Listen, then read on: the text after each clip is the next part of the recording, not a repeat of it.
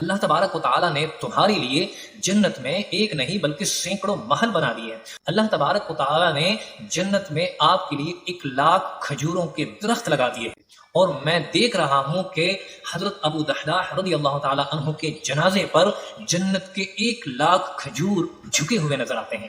بسم اللہ الرحمن الرحیم۔ السلام علیکم ورحمۃ اللہ وبرکاتہ۔ جناب رسالت مآب صلی اللہ تعالی علیہ وآلہ وسلم کی بارگاہ اقدس میں ایک صحابی رضی اللہ تعالی عنہ تشریف لائے۔ عرض کی یا رسول اللہ صلی اللہ تعالی علیہ وآلہ وسلم، میرے پڑوسی کے گھر میں ایک کھجور کا درخت بالکل میرے گھر کی دیوار کے ساتھ جڑا ہوا لگا ہے۔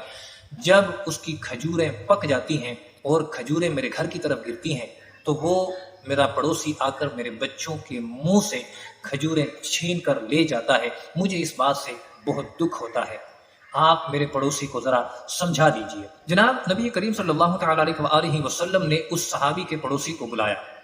اس صحابی کا پڑوسی ایک منافق انسان تھا۔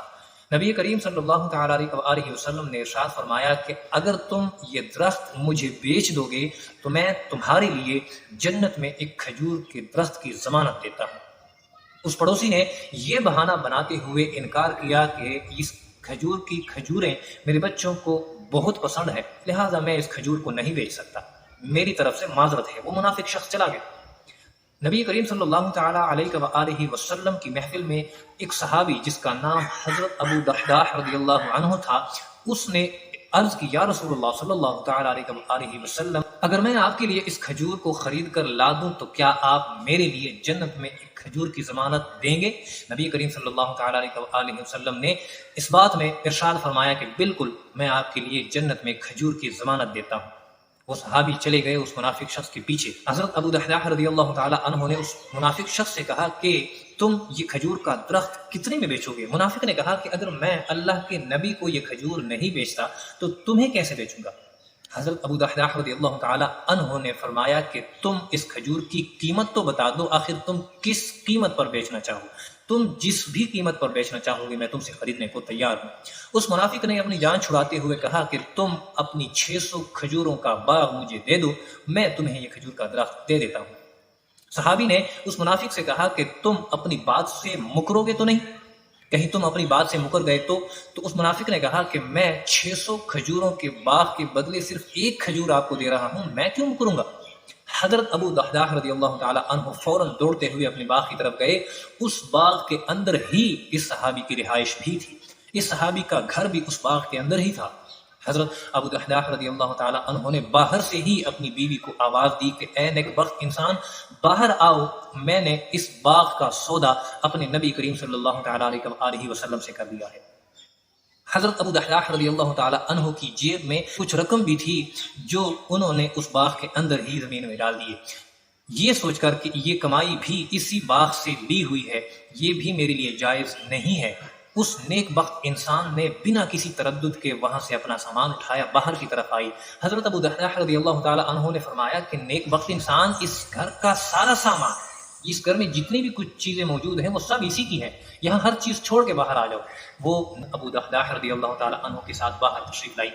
حضرت ابو دحداح رضی اللہ تعالی عنہ نبی کریم صلی اللہ تعالی علیہ وآلہ وسلم کی بارگاہ میں تشریف لائے۔ عرض کی یا رسول اللہ صلی اللہ تعالی علیہ وآلہ وسلم، میں نے وہ کھجور کا درخت خرید لیا ہے۔ نبی کریم صلی اللہ تعالی علیہ وآلہ وسلم نے ارشاد فرمایا کہ اے دحداح، کتنے میں خریدا؟ صحابی رضی اللہ تعالی عنہ نے عرض کی یا رسول اللہ صلی اللہ تعالی علیہ وآلہ وسلم، اپنی 600 کھجوروں کا جو باغ تھا وہ سارا اس کے حوالے کر دیا اور ایک کھجور کا درخت میں نے خرید لیا۔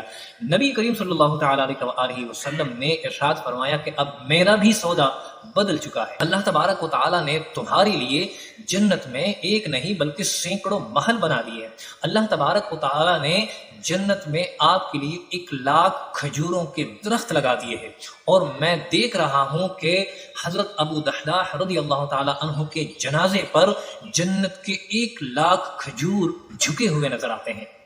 جنت کے 1,00,000 درخت اس صحابی کے جنازے پر جھکے ہوئے نبی کریم صلی اللہ تعالی علیہ وسلم کو نظر آ رہے ہیں۔ یہ کتنی بڑی خوشخبری ہے۔ ان لوگوں نے، صحابہ کرام رضوان اللہ تعالی علیہم اجمعین نے بنا کسی سوچ، بنا کسی مطلب کے، بنا کسی لالچ کے نبی کریم صلی اللہ تعالی علیہ وسلم کی پیروی کی۔ آج ہمارے لیے وہ ستاروں کے مانند ہے۔ نبی کریم صلی اللہ تعالیٰ علیہ وسلم نے ارشاد فرمایا کہ تم میرے کسی بھی صحابی کی پیروی کرو گے تو تم جنت پا جاؤ گے، تم راہ ہدایت پا جاؤ گے، تمہارے لیے وہ راستہ روشنی کا راستہ ہوگا۔ نبی کریم صلی اللہ تعالیٰ علیہ وسلم کے اس صحابی نے صرف ایک کھجور خریدنے کے لیے اپنا 600 کھجوروں کا باغ قربان کر دیا اور ایک لمحہ بھی نہیں سوچا۔ یہ اتنے بڑے بڑے سودے کر دیا کرتے تھے صرف ایک بات کی خاطر کہ اللہ اور اللہ کی رسول کی خوشنودی حاصل ہو جائے۔ کیا ہم نے بھی کبھی غور کیا ہے کہ ہم اللہ تبارک و تعالیٰ اور اس کے رسول کی خوشنودی چاہتے ہیں؟ کیا ہم نے کبھی اس بات کا اپنے آپ کے ساتھ کوئی اقرار کیا ہے، کوئی اپنے دل کے ساتھ کسی بات کا اظہار کیا ہے کہ ہم بھی اللہ تبارک و تعالیٰ اور اس کے رسول کی خوشنودی چاہتے ہیں؟ ہمارے تو کسی بھی عمل سے نہیں پتہ چلتا کہ ہم اللہ اور اللہ کے رسول کی خوشنودی چاہتے ہیں۔ ہمارے تو ہر عمل سے اللہ اور اللہ کے رسول کی ناراضگی جھلکتی ہے۔ ہمارے ہر کام سے پتہ چلتا ہے کہ ہم اللہ اور اللہ کے رسول سے جنگ کا اعلان کر رہے ہیں، کہ ہمارے ہر کام سے اللہ تبارک و تعالیٰ اور اس کے رسول کی ناراضگی چھلکتی ہوئی نظر آتی ہے۔ ہم ہمیشہ ہی دنیا کی لالچ میں اپنے رب کو بھول جاتے ہیں، ہم ہمیشہ ہی دنیا کی لالچ میں رب کے رسول کے احکامات کو بھول جاتے ہیں۔ ہم چند ٹکوں کے لیے اپنا ایمان بیچ لیتے ہیں، ہم دنیا کے تھوڑے سے فائدے کے لیے اپنی آخرت تباہ و برباد کر دیتے ہیں۔ ان لوگوں نے اپنے آخرت کے لیے دنیا کی ہر چیز قربان کر دی اور ہم اپنی دنیا کے لیے اپنی آخرت تباہ و برباد کرتے ہوئے نظر آتے ہیں۔ آج بے وقت کی بارشیں کیوں ہو رہی ہیں؟ یہ اللہ تبارک و تعالیٰ کا عذاب ہے۔ اتنی آسمان کو چھوتی ہوئی مہنگائی کیوں ہو رہی ہے؟ یہ اللہ تبارک و تعالیٰ کا عذاب ہے، یہ اللہ کی آزمائش ہے کہ کیا میرے بندے میری طرف لوٹ کر توبہ کر کے آتے ہیں؟ کیا میرے بندے میری طرف تائب ہو کر میری بارگاہ میں سر جھکا کر آتے ہیں یا نہیں آتے؟ لیکن ہم اس مہنگائی کو بھی جھیلتے ہوئے، اس مہنگائی کا سامنا کرتے ہوئے بس ڈٹائی کے ساتھ اللہ تبارک و تعالیٰ اور اس کے رسول کے احکامات کو بھلا کر اپنی زندگی جاری رکھے ہوئے ہیں۔ بہت ساری جگہوں پر بہت بارشوں کے لیے نوافل پڑے جاتے ہیں لیکن بارش پھر بھی نہیں ہوتی۔ کیا ہم نے کبھی غور کیا ہے کہ کیوں نہیں ہوتی؟ کیونکہ جب ہم بارش کے لیے باہر نکلتے ہیں تو ہمارے دل میں اللہ کا خوف نہیں ہوتا، ہمارے دل میں گناہوں پر ندامت نہیں ہوتی، ہمارے دل میں اللہ تبارک و تعالیٰ کے لیے وہ جو خوف کے آنسو ہوتے ہیں وہ ہماری آنکھوں سے نہیں نکلتے۔ تو پھر اللہ تبارک و تعالیٰ ہمیں کیوں معاف کرے گا؟ ایک ندامت کا آنسو اللہ تبارک و تعالیٰ کے غضب کو بجھانے کے لیے کافی ہوتا ہے۔ لیکن ہم نے کبھی بھی ایک مرتبہ بھی اپنی آنکھ سے اللہ کے لیے ندامت کا آنسو بہایا ہو؟